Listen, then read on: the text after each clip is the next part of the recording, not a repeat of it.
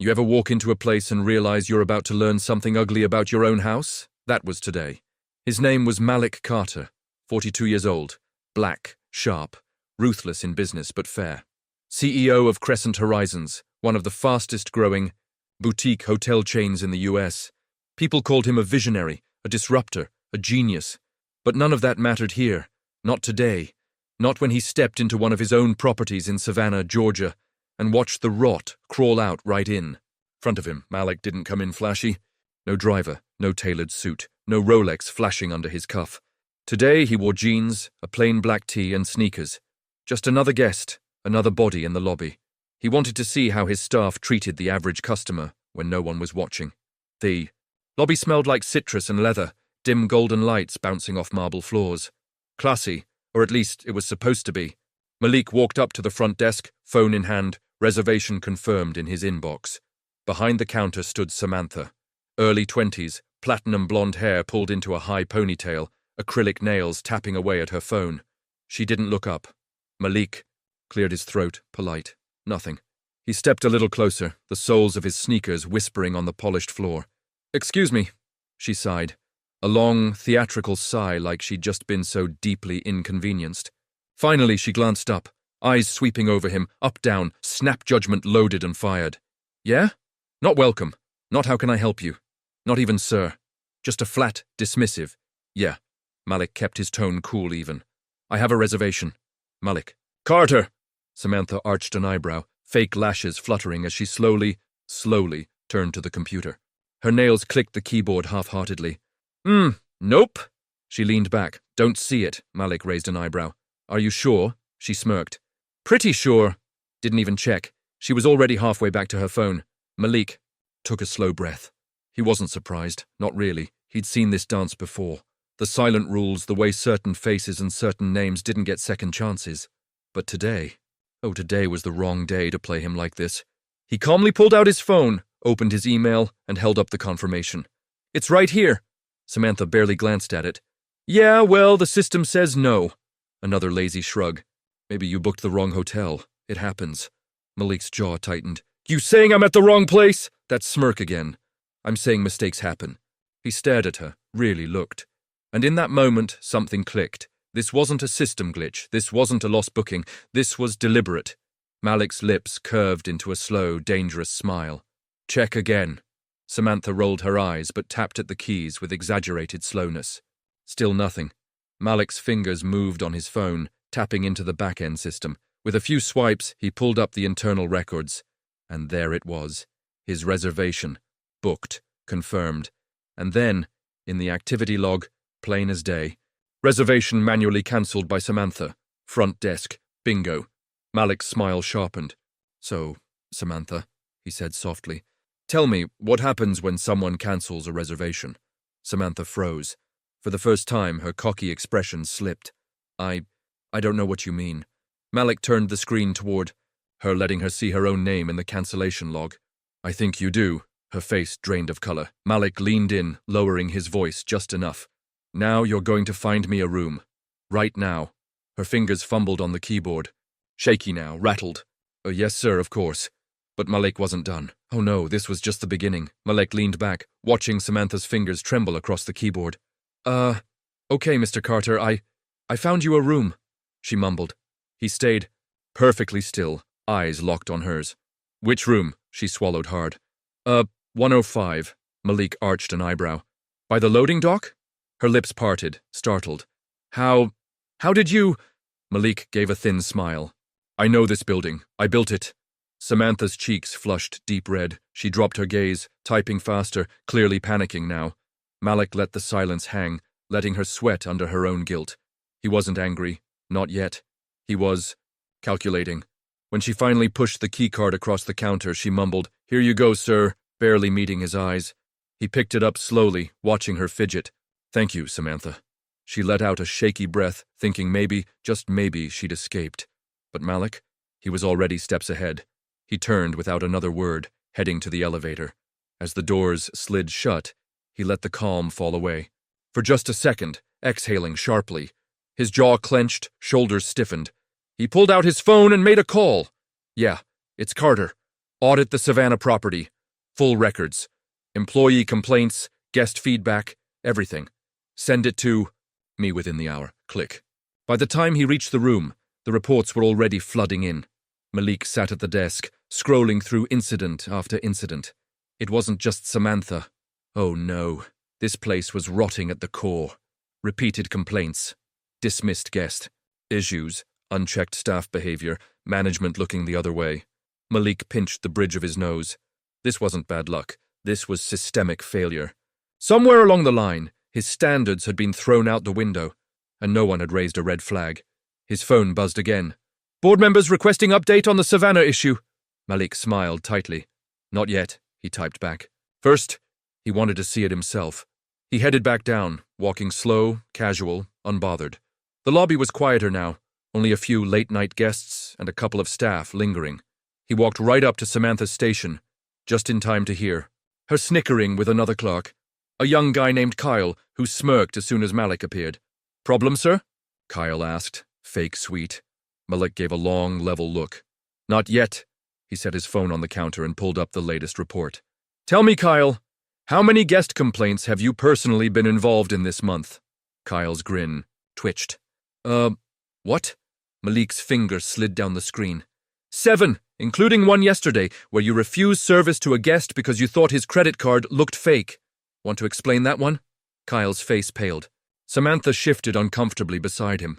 Malik let the weight of the silence press on them. He wasn't here to yell or make a scene. He wanted them to feel it, that sinking cold in the gut when you realize you've messed with the wrong man. He leaned in slightly.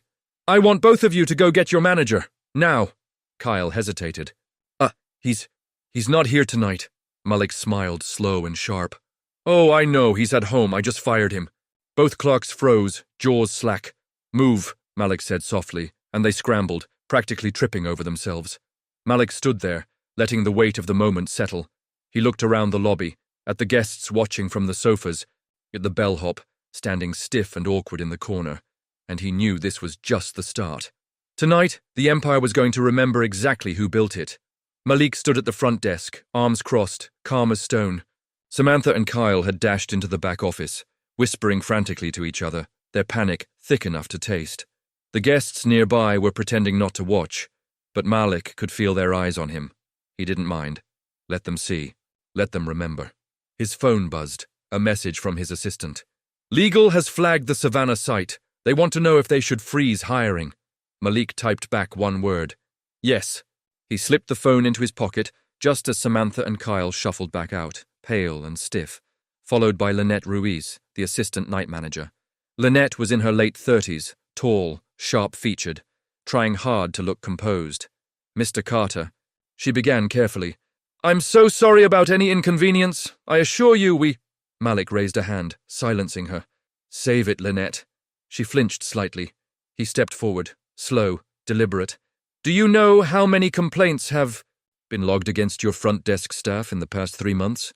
Lynette swallowed. I'm not sure of the exact number. 37. Malik's voice was cool, measured. 37 documented incidents. That's not counting the unreported ones, the ones guests just walked away from. Do you know what that tells me? Lynette opened her mouth, closed it. Samantha and Kyle stood frozen like statues behind her. It tells me, Malik continued, that leadership here is asleep at the wheel.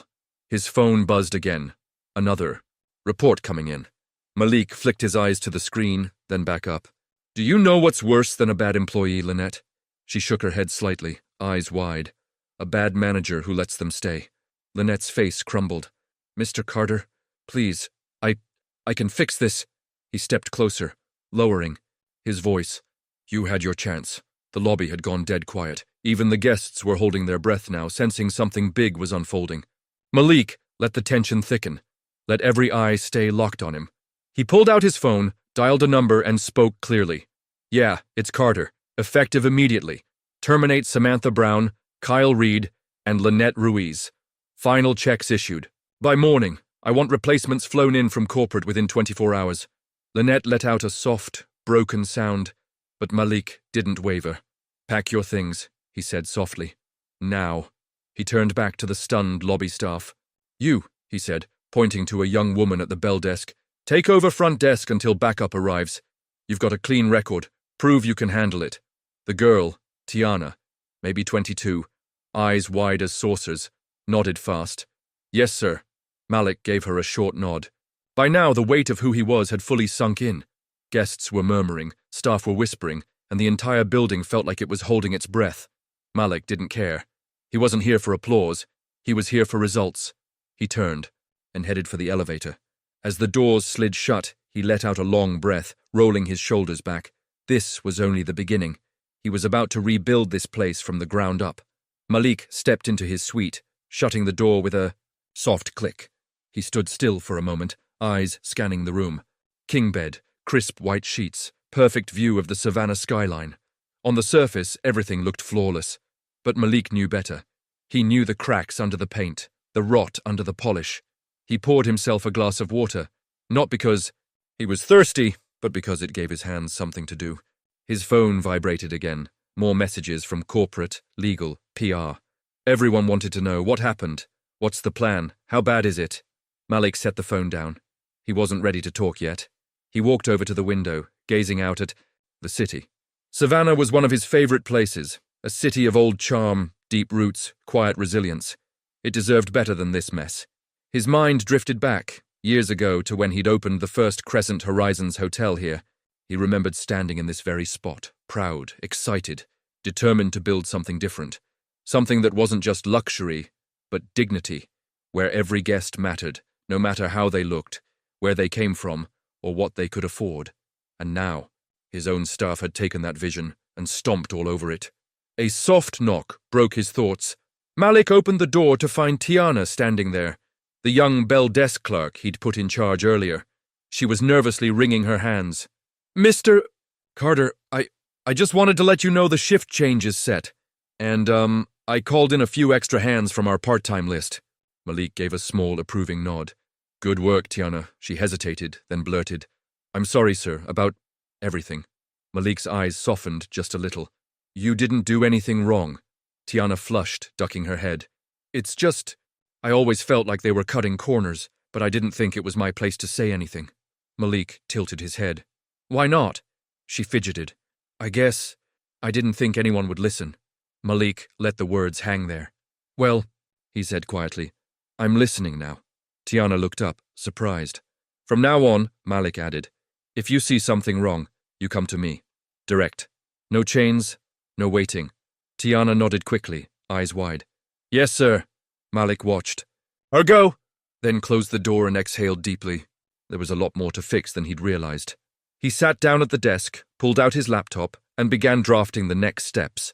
Not just staffing changes, but culture changes, training overhauls, customer care standards, a complete reset. He wasn't here to slap a bandage on a bullet hole.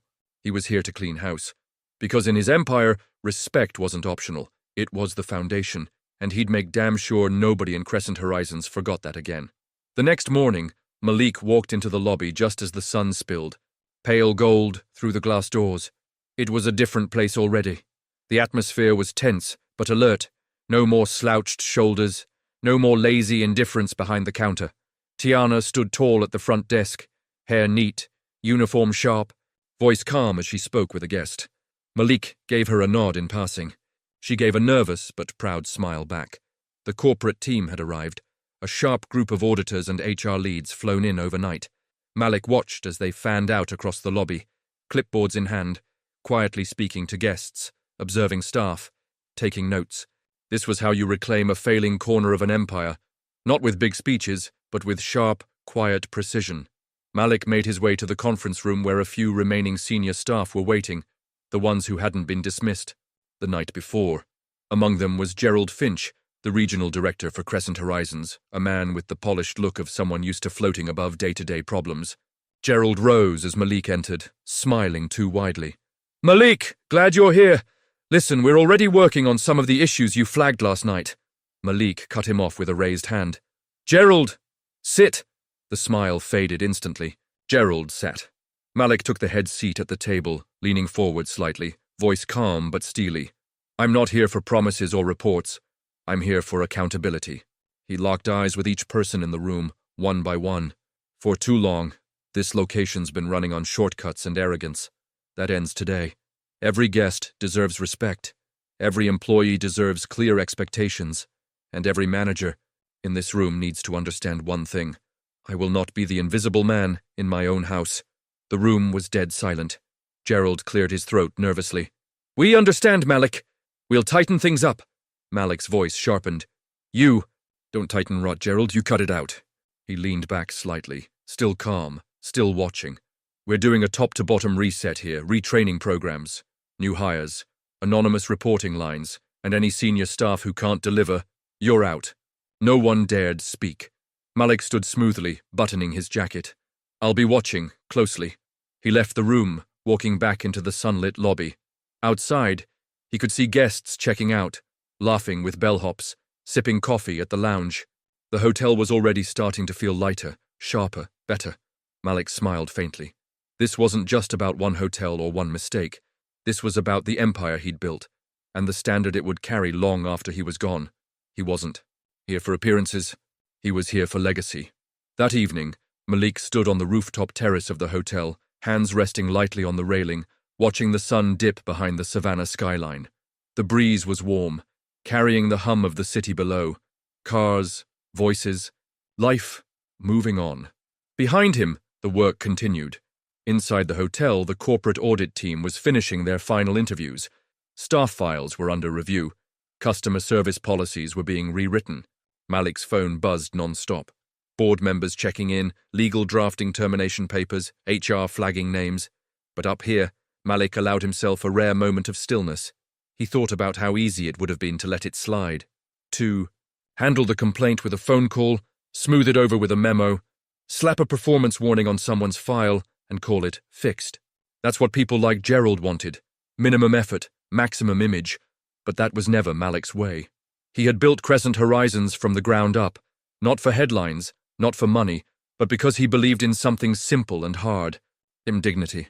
He remembered too well what it felt like to be dismissed, underestimated, pushed aside, and he swore no guest, no employee under his roof would ever feel that way. A soft knock pulled him from his thoughts. He turned to see Tiana again, hands clasped nervously in front of her. Mr. Carter? He smiled faintly. Come on up, Tiana. She stepped forward, eyes wide at the view. I just wanted to say thank you for giving me the chance, and for, fixing things. Malik studied her face for a moment, then gave a quiet nod. It's not fixed yet, but it will be. She beamed, standing a little taller. I'll do my best, sir. I know you will. She turned to leave, but Malik called after her. Tiana, one more thing. She paused. Yes, sir. Remember this moment, he said softly. Because one day, you'll be running a place like this, and you'll have to decide what kind of leader you want to be. Tiana's eyes shone. She gave a determined nod. I'll remember, sir. When she was gone, Malik turned back to the city. His phone buzzed again, a message from corporate. Savannah location secured. Full reset in progress. Recommendations for permanent leadership to follow. Malik, he typed 2 words. Good, proceed. He slipped the phone into his pocket, exhaling slowly. Tomorrow he'd move on to the next challenge, the next problem to solve, the next piece of the empire to sharpen. But tonight, here on this rooftop, he allowed himself the small, rare satisfaction of knowing that when the moment called, he'd shown up. Fully. Decisively. Because in the end, it wasn't about the building or the brand. It was about the people. And Malik Carter had just reminded everyone exactly who the hell he was.